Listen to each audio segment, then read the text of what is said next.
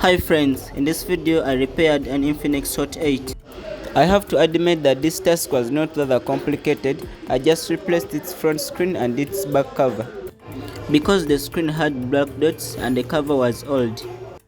So I ordered a package containing all the items, the screen and the back cover.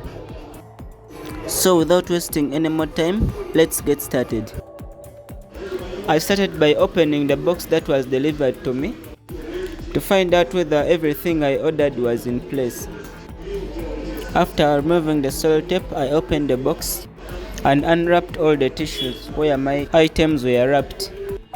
At my first look, the screen looked promising and the back cover looked very nice. From this point, I immediately started opening the phone. I always start by removing the SIM card tray. Then by using a piece of metal, you can also use a piece of plastic. I decided to open the back cover. Then after removing the back cover, the inside part was exposed. The battery is now seen. So I used the screwdriver to open the upper part and then open the downer part as well. After all the screws are out, I then opened the upper plastic to expose the inside motherboard. Then I opened this plastic material which covers the camera lenses. Then I removed the downer board, which is also known as a flex. And now the main components of the phone are shown.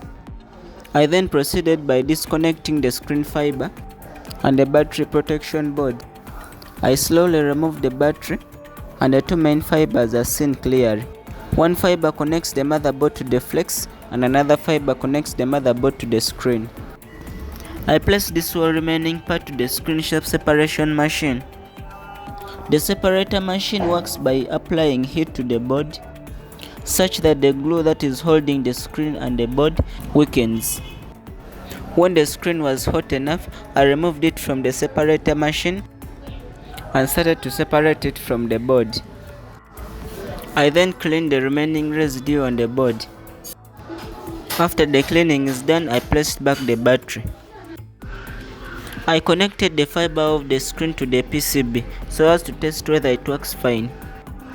Then I turned on the switch to see how the screen displays. The screen had no problem and worked just fine. At this moment, I disconnected the screen fiber and then removed the battery once again to give way so that I can put back the screen. I then applied the glue to the screen itself by spreading it around it. I then inserted its fiber through the hole so that it reaches the PCB. I inserted the fiber firmly onto the PCB and placed back the flex that was hanging with the network cable. Then connected the fiber that connects the PCB to the flex. After this, I placed back the battery and brought the plastic cover on top and screwed it back. I placed back the plastic that covers the flex and placed back its screws as well. I then brought a new cover and opened it as well.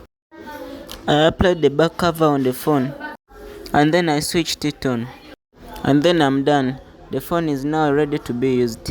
If you like this video, consider subscribing and don't forget to hit the notification bell so that you get updated whenever I upload a new video. Thank you.